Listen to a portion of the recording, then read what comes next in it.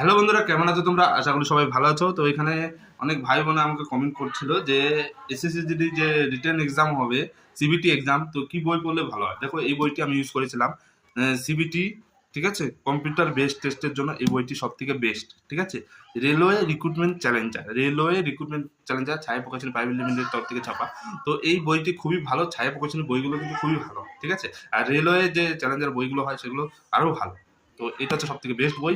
এর মধ্যে কিন্তু কোশ্চেন প্লাস অ্যান্সার আর সলিউশনও দেওয়া আছে। যদি জিকে বুঝতে না পারো, তাহলে কিন্তু এর মধ্যে সব ধরনের সলিউশন করে তোমার অ্যান্সার দেওয়া আছে, ঠিক আছে।